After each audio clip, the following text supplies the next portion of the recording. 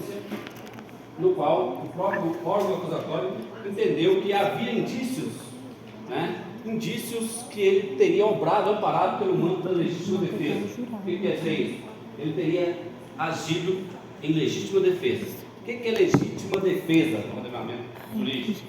Aquele que usa moderadamente dos meios necessários para conter uma agressão injusta, iminente ou atual, né, em favor de si ou de terceiro. Então, existia já, a Benício, desde o início, essa possibilidade dele ter praticado a conduta delitiva amparado pelo manto da excludente licitude da legítima defesa. Muito bem. Eu gostaria de iniciar, eu acho que aqui não vai poder, a gente não vai se estender muito, porque a acusação mesmo veio pedindo a absolvição, né, para não cansar todo mundo, eu sei que vocês estão exaustos, não é um primeiro júri, apenas esse júri que vocês fazem, né? Mas eu gostaria de falar um pouco sobre o corpo jurado. Por quê? Porque a decisão dos senhores é soberana. Independente da posição do Ministério Público e da defesa, vocês que decidem. Hoje os senhores são julgadores, os senhores são juízes. Já vi a acusação manifestar diferente tanto para a absolvição quanto para a condenação, e o jurado entender diferente. É pela prova colhida. Porque os senhores hoje são os juízes naturais da causa. Então, sobre esse tribunal leigo, existem os detratores e existem os defensores, né? Quem são os detratores? São aqueles que não concordam com a existência do tribunal leigo. Eles entendem que não teria uma condição técnica, né? A pessoa não teria uma formação técnica para poder estar julgando o seu semelhante. E os defensores, corrente a qual a defesa nos filiamos, os defensores são aqueles que entendem que vocês, por estarem na sociedade, convivendo, né, com seus semelhantes todos os dias, com a experiência e intuição que lhe é peculiar, né, que lhe é peculiar, estariam em melhores condições do que o magistrado togado para julgar o seu semelhante. Digo isso por quê? A juíza togada, que passou num concurso dificílimo, a dica de passagem, com notório saber jurídico, preenchendo inúmeros requisitos para chegar onde ela chegou, entendeu? Idoneidade, entre outros, assim como o promotor de justiça, né? Todo dia senta alguém aqui tentando enganar ela. Todo dia senta alguém aqui tentando mentir para a juíza. E vocês não, tá? Vocês estão lá na sociedade, vocês não estão aqui no papel do juiz togado. E nesses crimes contra a vida, em especial, a Constituição Federal, a legislação processual, ela passou essa competência para os senhores. Então eu me filiu, né, a corrente que defende a existência do Tribunal do Júri. Muito bem. Traçadas essas considerações, eu gostaria de falar sobre o critério que eu adoto, e alguns criminalistas também adotam no julgamento perante o Tribunal do Júri. E gostaria que os senhores, né, levassem isso para a vida. Porque não fui eu não sei nada. Todo dia eu acordo e percebo que não sei nada. Falo para minha esposa, que é advogada, meus filhos, advogados, falo, cara, eu estou aí caindo os dentes e todo dia eu percebo que eu não sei nada. Mas eu aprendi com o Márcio Tomás Bastos, que é um jurista renomado, foi extinto. Márcio Tomás Bastos, faleceu aos 79 anos, foi ministro da Justiça, né? Eu aprendi com ele o seguinte, que no Tribunal do Júri, assim como sustentou a acusação aqui, a brilhante sustentação da acusação, tem que ser adotado um critério. Esse critério é o critério da verossimilhança das alegações. O que é isso? O que parece mais verdadeiro? No caso concreto, está dizendo aqui hoje o critério da verossimilhança das alegações. O que parece mais verdadeiro? O Jaci ter se transformado em um monstro aquele dia, e esfaqueado seu algoz, ou esse algoz ter partido para cima dele? É isso que os senhores vão ter que julgar. Porque a hora que terminar aqui, eu vou embora com a minha esposa, com a minha bancada, com o promotor, juíza, os demais vão para casa, com a consciência tranquila do trabalho cumprido.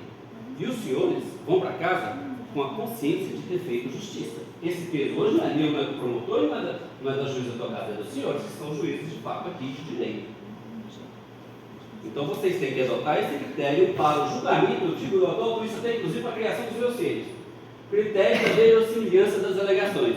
O que parece mais verdadeiro? É isso. Por quê? Porque hoje o que nós temos aqui para julgar o senhor Jaci é um processo que, com a sabedoria que é peculiar, o promotor de justiça já falou, existem inúmeras falhas que eu vou, inclusive, deixar de demonstrar, que eu estava preparado para demonstrar, entendeu? Deixar de demonstrar que sequer poderia chegar a uma conclusão da autoria se ele não fosse verdadeiro, se ele não fosse honesto, não fosse um homem de bem. Uma defesa podia chegar até com a negativa de autoria aqui pela fragilidade do conjunto probatório existente nos autos, porque ele reservou seu direito constitucional para ser calado quando do auto prisão em flagrante. Ele permaneceu calado, mas ele foi homem. E ele foi orientado por mim para dizer exatamente a verdade. Exatamente a verdade.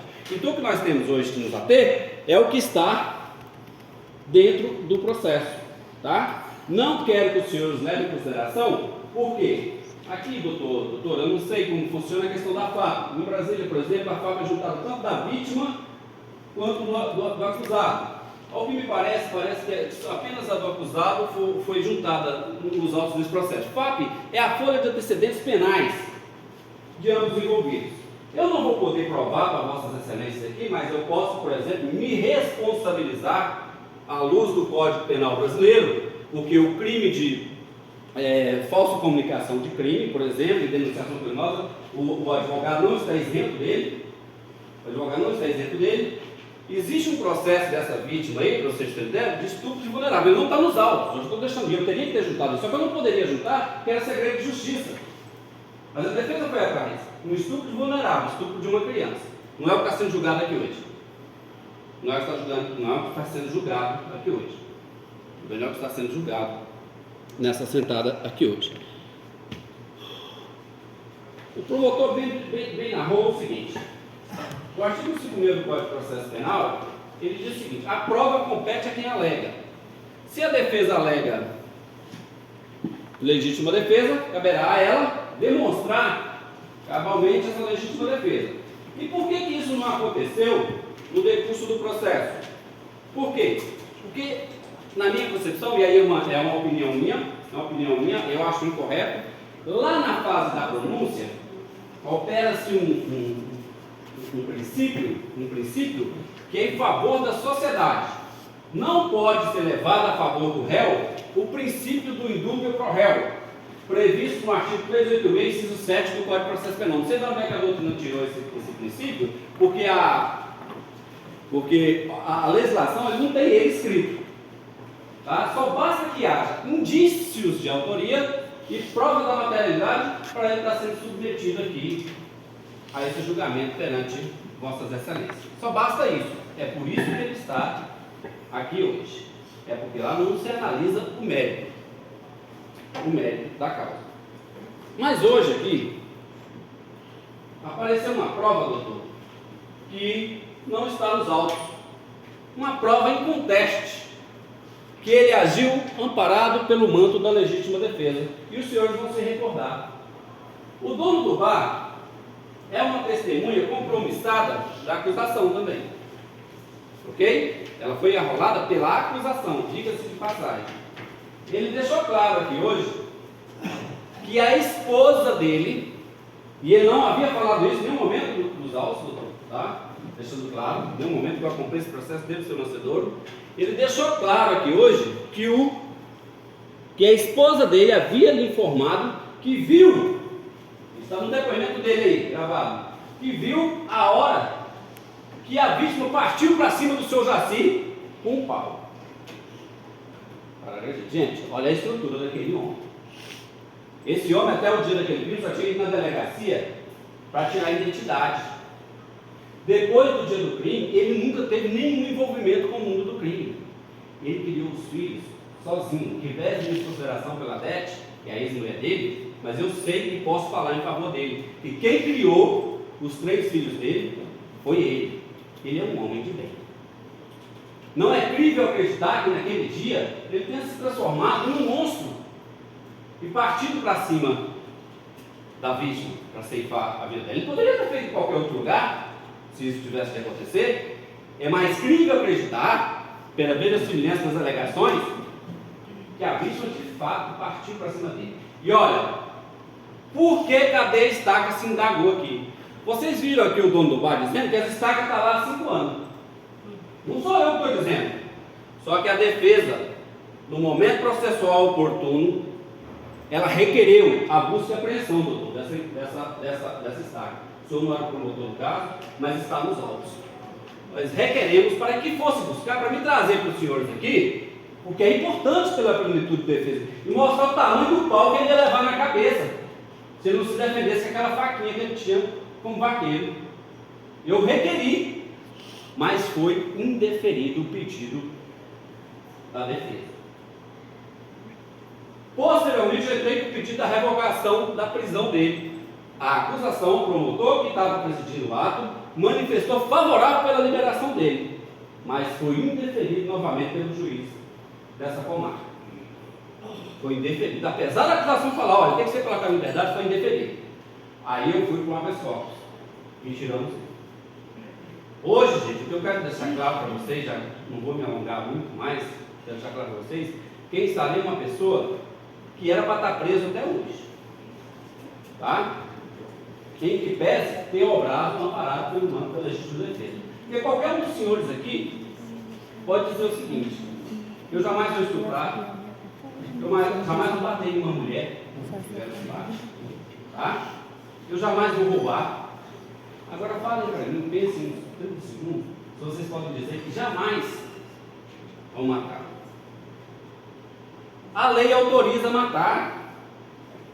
Não é o doutor João, eu sempre falo com alicerce na lei. O artigo 25 do Código Penal, ele traz duas situações que uma pessoa pode matar. Uma é a legítima defesa que nós estamos colocando aqui, certo? Uma é a legítima defesa que nós estamos colocando aqui. E a segunda situação é o estado de necessidade, aquele exemplo clássico da doutrina, que você está numa boia e a pessoa, você vai morrer, se aquela boia na frente azul, você mata aquela pessoa para ficar com a boia. Então a própria legislação, para você salvar a sua vida ou de outrem, ela te autoriza ao senhor. Hoje é ele que está ali, uma pessoa pobre, né? Que o que ele tem de advogado é isso aqui, ele não podia pagar mais nada. Ele não tem um brilhante advogado, né? Ele não tem aí um Neymar Teres, ele não tem condições de pagar para estar aqui fazendo a defesa. O que ele tem de melhor aqui é esse advogado com a bancada dele aqui, dentro das nossas limitações. Tá? Eu não vou me alongar, como eu disse anteriormente, mas eu gostaria aqui, ao responder a primeira questão, Vossas Excelências, a gente concorda com a acusação, a materialidade em conteste, tá? Que ele é o autor do fato, isso não tem dúvida. Ele é réu confesso, ele confessou, tanto na instrução e julgamento, como perante os juízos que se fazem presente aqui hoje. Agora, em terceira licitação, eu não vejo outro caminho senão a absolvição do acusado, para que nós possamos abraçar nossos filhos, maridos, esposas, né? Entendeu? Ao chegar em casa, nós possamos dormir em paz. É isso. E como bem ressaltou o ínclito representante do Ministério Público, né? Melhor soltar um acusado do que prender um inocente. E pelo critério da lógica, rainha das provas no direito italiano, eu não tenho como, diante do que foi colhido e ouvido aqui hoje nessa instrução, a não chegar em uma conclusão que o senhor Jaci voltou a falar pelo manto da legítima defesa. Mas se na última, na remota das hipóteses, isso não acontecesse, vocês dizem, não, não. Porque é o seguinte, um homem o cara que está nos autos, tem a descrição da pessoa, uma pessoa negra, alta, forte, né? Certo? Pega o senhor daquele ali, olha lá, o cara trabalhador da roça, com a madeira na mão.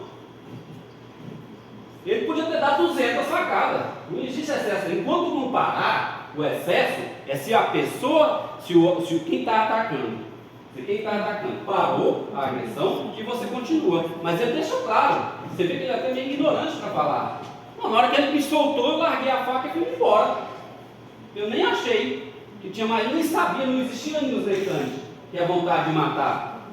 Ficou muito claro isso hoje aqui. Futilidade, como bem sustentou o ilustre promotor de justiça, fútil é aquilo que é insignificante. O cara é chamado de corno, o cara é atacado com uma estaca.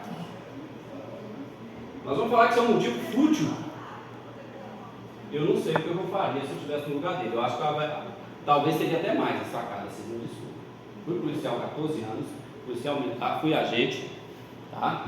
E Sinceramente. Já vi várias coisas com muito menos, né, muito menos que ele. Com muito mais facadas do que ele para poder parar o seu algoz. Tá? Então eu acho que não existe, se caso for superado a tese da Silvana, não existe futilidade, né? No mesmo sentido, em que pese há uma posição da jurisprudência que a questão do homicídio privilegiado pela violência começou não pode ser alegada quando existir uma qualificadora subjetiva, que é o motivo fútil, né? Afastado, para deixar claro, afastado da questão da futilidade, né? Esse homicídio foi praticado de forma privilegiada. Acho que isso eu pedi parar comigo, porque ele estava de olho na condição. Ele vê a mulher que ele amava, ele falou aqui com a pessoa, e o cara está gritando, chamando ele de corno. E ainda bate para cima dele. Vamos nos colocar no lugar dessa pessoa. Quem sabe o que é o amor, sabe o que eu estou falando. Tá? Sabe o que eu estou falando. E aí, excluída a qualificadora subjetiva do motivo fútil, o privilégio seria caso controverso. Mas no caso de hoje, eu acho que assim, tanto a acusação quanto a defesa, eu acho que não há outro caminho a ser perseguido, senão a absolvição do senhor Jaci, né, nos termos postos, tanto pela defesa quanto pela acusação. Eu agradeço a Vossa Excelência, agradeço o juiz, agradeço a promotoria, a gente encerra aqui os debates. Então vamos fazer a